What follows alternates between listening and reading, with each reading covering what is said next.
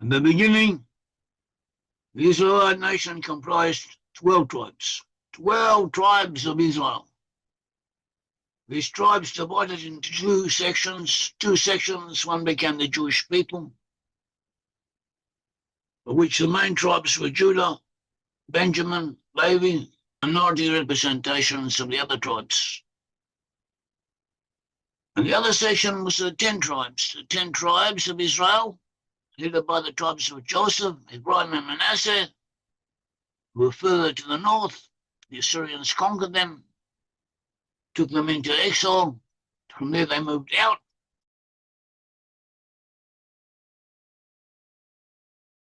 Eventually they reached Western Europe. From there they established the nations of North America, Canada and the USA, Australia and New Zealand, and other areas, and also other peoples in Western Europe and Northern Europe also descend from other branches of the 10 tribes. The English, the British Isles were dominated by the tribes of Joseph, Ephraim, Manasseh, whereas the other countries received input from other tribes. Finland from Issachar, Norway from Naphtali, Denmark from Dan, Sweden from Gad, the Netherlands from Zebulun, Reuben, France from Reuben, Switzerland from Issachar, and other tribes, and there were here and there were elements from one tribe or another intermixed with elements from another, and also there were non-Israelites amongst them.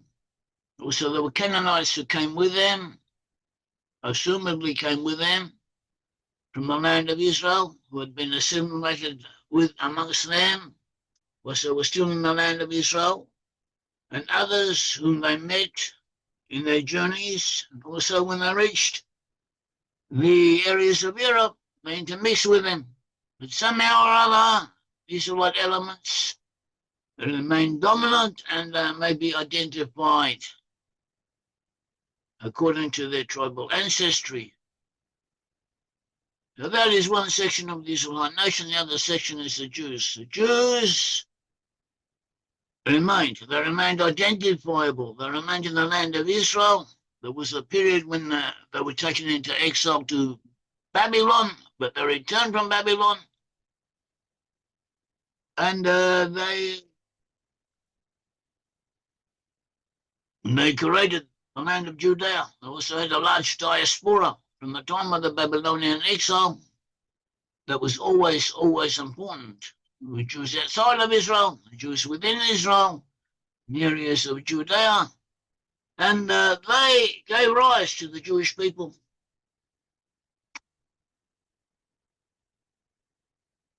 Jewish people today are divided between Sephardic Jews and Ashkenazic Jews. Sephardic Jews originally meant Jews from Spain, or Jews from the Mediterranean area who had been subject to Spanish Jews, who had been subject to the influence of Jews from Spain. But nowadays the term Sephardic is applied to all non-Ashkenazic Jews. Jews who are not Ashkenazim, but are from other areas. They are referred to collectively as Sephardic Jews. The DNA indicates that the Sephardic Jews mainly come from the Near East, from the areas of the land of Israel and its surroundings. On the male side, whereas the female's mtDNA comes from local North African or local Mediterranean peoples or Near Eastern peoples, but that is not 100% reliable, because mtDNA can change. All DNA can change, as we will prove, as can be proven. Animals do not change one by one. As the DNA people will try and tell you, they change in groups. They change in groups, they change collectively, and they change in a much shorter period than the scientists want to tell you, want to admit to. That is another point. We'll talk about it another time. It's worth knowing what the experts, the DNA people say. They also say that the Jews, the European Jews, are known as Ashkenazim. The males are about 50% from the Near East, from the area of Israel, and 50% from Europe, from Eastern Europe, Central Europe, also from the area of Italy and France. And so too, the females of the Ashkenazim, mtDNA, they trace it to females in Europe. And in some cases, they claim a good portion of them come from an area of northern Italy, which may or may not be correct. But it's worth knowing what is taught at the moment. We consider the Jewish people to be Judah of the Bible. They are descended from Israelites. The Bible says they are descended from Israelites, or the Bible at all events identifies the Jewish people as Judah of the Bible. In biblical terminology, you have the figures of Judah and the figures of Joseph. Joseph can represent all of the 10 tribes, or especially the tribes of Joseph, Ephraim, and Manasseh, who are dominant amongst English-speaking peoples. And we have Judah. And Judah represents the Jewish people. And the descriptions given to Judah are those of the Jews today. Bottom line is that according to the Bible, the Jews are Judah.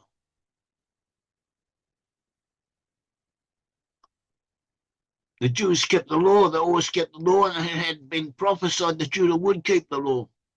See Psalms 69, 108, 90, Psalms, Genesis 49:10, Zechariah 8:2-3. Psalm 6:9 says, Gilead is mine, Manasseh is mine, and Ephraim is the strength of my head. Judah is my lawgiver. Judah is my lawgiver. In Hebrew, Mochechech. In other words, the maker of my law, the definer of my law. That is what the Jews are. That is what the Jews do. They learn the Talmud, they learn the Bible, and they decide how the law is to be kept, and that is what was prophesied would happen. That is what was prophesied that they would do.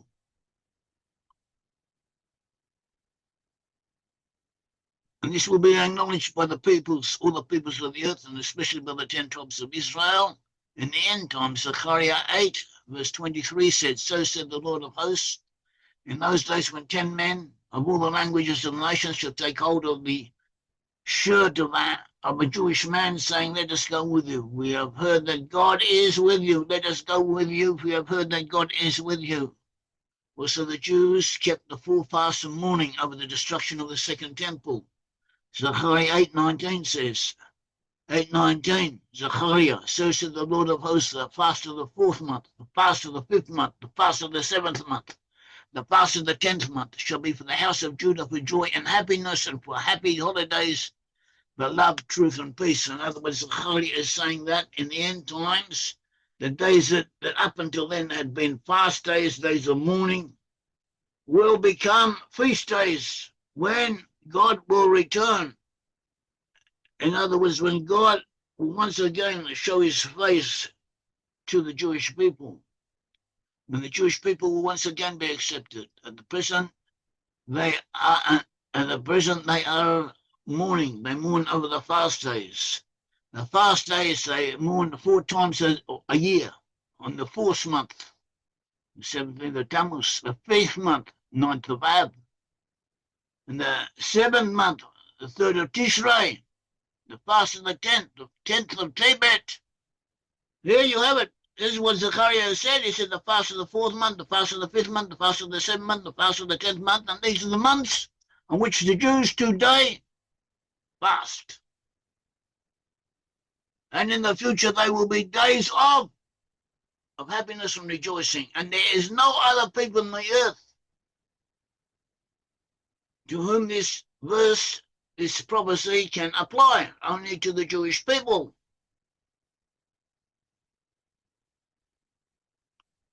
Also, the Jews would come back to the land before the other tribes. See Micah 4:6, Hosea 6:11,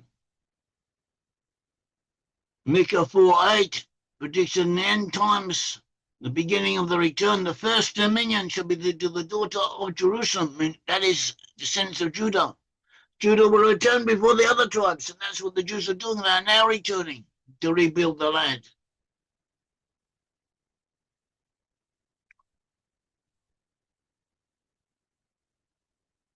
Also was prophesied in Genesis 49:10, the scepter, that is a scepter in Hebrew shevet. Shevet is a tribal recognition. In Hebrew, shevet means tribe. It means both scepter, that is staff, and also means tribe, the tribal standard. The mark of belonging to Judah shall not depart from Judah. See Genesis 49:10. The shevet, the standard of the tribe, shall not depart from Judah, nor the student of the law, that is the lawmaker, from between his feet until Shiloh come, and to him will be a gathering of peoples. So Judah will always be recognizable as Judah, and you will always have scholars who learn the law, and the Jews will be known for that, for studying the law. And this will continue until the Messiah comes. The Jews will have suffered for being Jewish, whereas other tribes will not. Therefore, the Jews at first would be loath. They would not want to recognize the tribal origins of the other tribes. See Isaiah 49:21. This is a natural reaction, and there's no reason why they should do so until they have more proof, until those people who belong to other tribes show a willingness to identify, and until the proofs that we have, that others have, the proofs of their tribal identity is known and accepted by them, and known and checked it out, proven. And Isaiah 49, he says, verse 20, the children of whom you have were bereaved, that is, they lost the other tribes, shall yet say in your ears, the place is too narrow for me, move over so that I will dwell. They want to come back and dwell. And you shall say to yourself, the Jews shall say to yourself, this is what God is talking through the prophet, Isaiah 49:20-21. Who begot me these? Who gave birth to these, seeing that I am bereaved and sold, it was alone, orphaned, without help, exiled and rejected? And who has raised these? Where were these people coming from? Behold, I was left alone. These from where are they?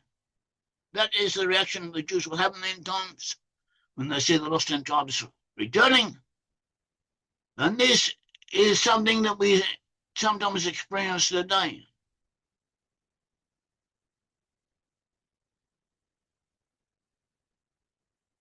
Isaiah 27 says, it shall come to pass on that day that a great shofar shall be sounded, and those lost, that is of them, those lost in the land of Assyria, those who are exiled to the land of Assyria, and those exiled to the land of Egypt, that is the Jews, shall come, and they shall prostrate themselves before the Lord on the holy mount in Jerusalem. In the end times they will return, they will come back together. We have not yet reached that stage. Manasseh ben Israel in 1604-1657, he says that Isaiah in 27:13, because the Israelites outcasts, the Jews scattered. That is, the lost 10 tribes were cast out, but they're cast out in the group. They stayed together with the group, more or less. And they moved, they migrated as groups. In some cases, some of the groups, some of the tribes split into different sections, but they recoalesced as if guided by an unseen hand, the force of history, and they recoalesced in certain areas, as we're proven in our works, and as may be seen from history. But the Jews shall be scattered, and the reason is because the 10 tribes are not only far off from the Holy Land, but also they live in the extremities, at the ends of countries, at the ends of the continental masses. That is a prophecy that was said about the 10 tribes, that there will be the ends of the continental masses. If you look at a map of the world, the area of Israel is in the middle, and the areas of Western Europe, North America, Australia, New Zealand, South Africa, all those areas where there are collectivities descend from the tribes of Israel, they're at the continental extremities of the continents, the ends of countries. Now, hence the prophet calls them cast out, for he does not say the Israelites are to be gathered from the four quarters of the earth, because they are not so dispersed throughout the earth as the tribe of Judah is, which has synagogues all over the earth, and so on. Prophecies and indications of people who study the Bible, and they say that Hatim Sofer foresaw that in the end times, the area of England and the area of Western Europe will belong to Israel, will be part of Israel, because the 10 tribes in those areas apparently will re-acknowledge themselves in those regions. And those regions will be considered part of the greater land of Israel.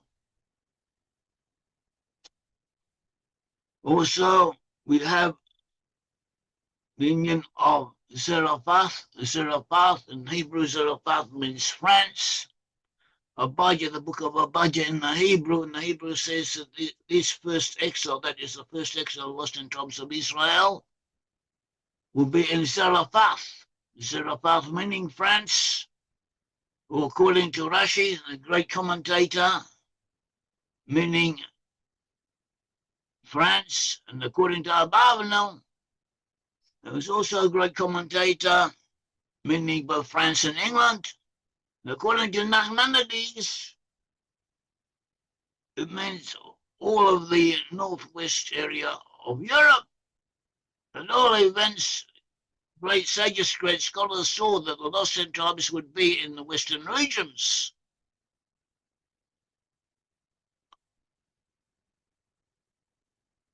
They would be at the ends of the earth. See Isaiah 24:16, 26:15, 44:8-9, 43:6, 49:6, and others. They would be in islands. Isaiah 24:15 and other sources where they are. They would be in peninsulas, Jeremiah 31:8. They would be in by Tarshish, the Atlantic Ocean area. Isaiah 16:9, to the west of the land of Israel. Isaiah 24:14 and more. To the northwest of the land of Israel, see Isaiah 49:12. The northland, Jeremiah 3:18. There would be in Zarephath, as we mentioned, meaning France and Britain, Abijah 1:20. There would be in many waters, several oceans, Numbers 24:7. Amongst their symbols would be a lion and a unicorn. See Numbers 24:7-9. And this is the symbol of Great Britain. This is the coat of arms of Britain, the lion and the unicorn. That was prophesied that was what their symbol would be. See Numbers 24:7-9. They would rule over other peoples. They would rule over a great multitude of nations. They would give life to other peoples. They would complete their development of other peoples. Rule over the nations. See Psalms 47:3. Genesis 27:29, 48:19. It would be recognizable as a Brit Am. See Isaiah 42:9. See Isaiah 42:6, 49:8. It would be seafarers. There would be seafarers, Isaiah 42:10. It would be the dominant world power. Numbers